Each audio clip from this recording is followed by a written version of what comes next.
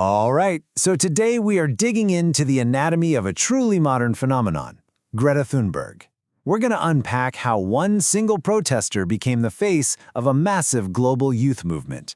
It's a fascinating look at influence, activism, and of course, the backlash that always follows. Let's get right into it. So it all started with these three words right here.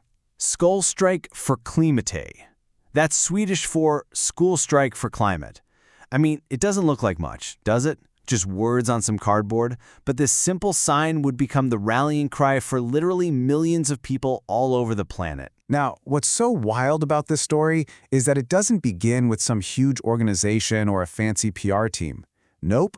It all starts with the quiet conviction of one 15-year-old girl sitting all by herself in Stockholm. You see, Thunberg's activism wasn't born out of some cheerful optimism. It actually came from a place of deep personal pain.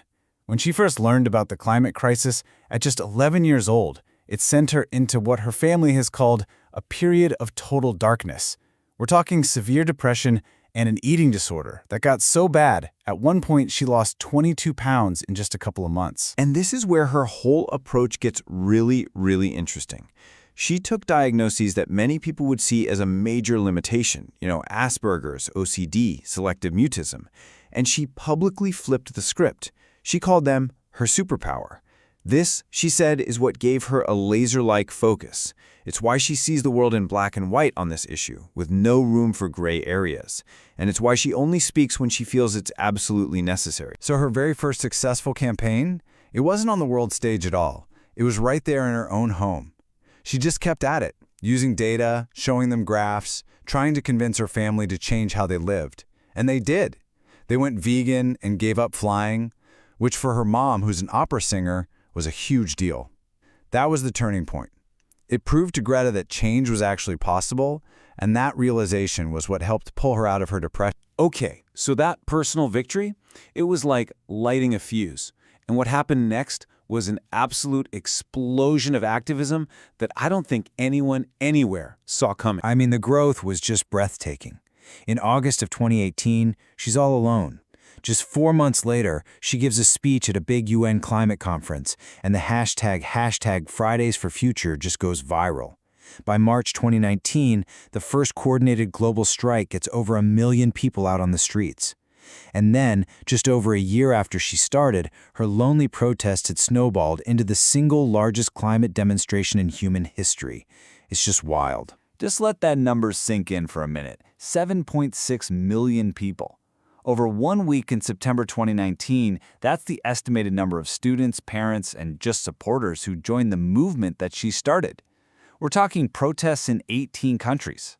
It was a truly staggering global event. And if you look a little closer at that specific week, you can actually see two huge waves of protest. On September 20th, boom, 4 million people marched. A week later, another 2 million hit the streets. So this wasn't just some one-off thing. It was a sustained, global show of force. So the big question is, how?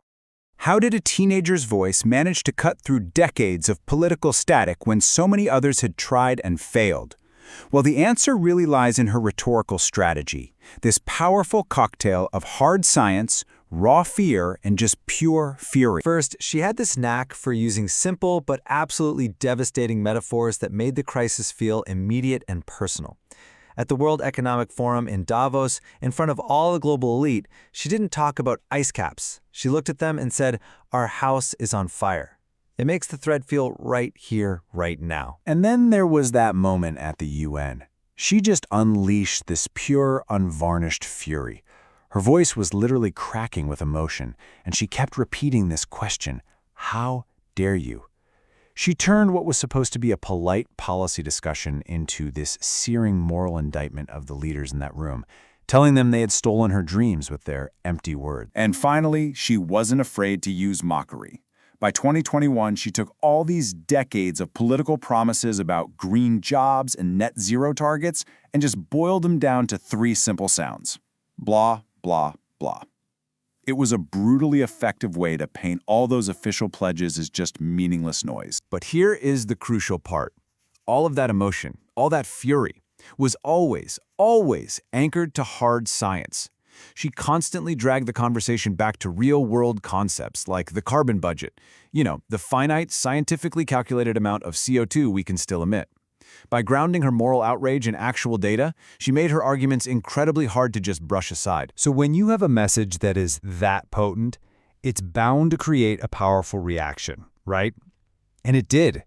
It basically split into two huge opposing forces, a measurable wave of real influence and an equally intense, very coordinated backlash. So on the one hand, you've got what the media called the Greta effect. And this wasn't just a vibe, you could actually measure it. You saw it in voting booths with support for Green parties surging. It changed policy. Cities started declaring climate emergencies. And even EU leaders said her movement gave them the political cover they needed for their Green Deal. And it changed culture. It popularized ideas like flight shame and just generally jacked up public concern about the climate to a whole new level. But for every action, there's a reaction.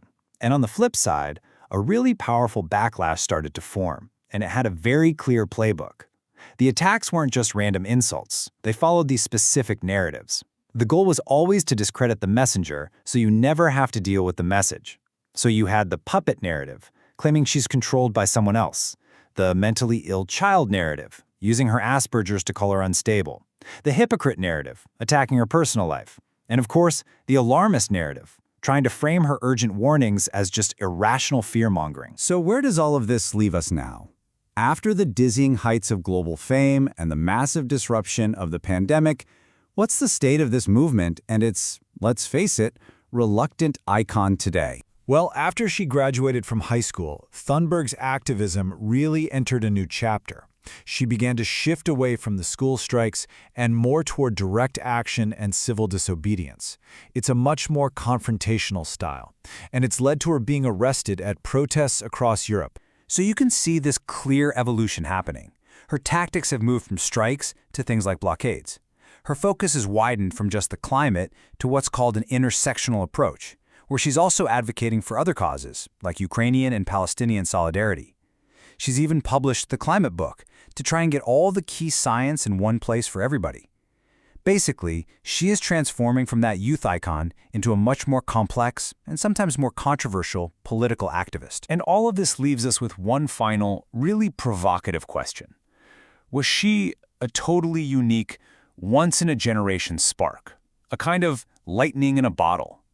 Or was she just the first flame in a fire of youth activism that, now that it's been lit, can never really be put out? It's a question that's about more than just her legacy. It's really about the future of activism itself.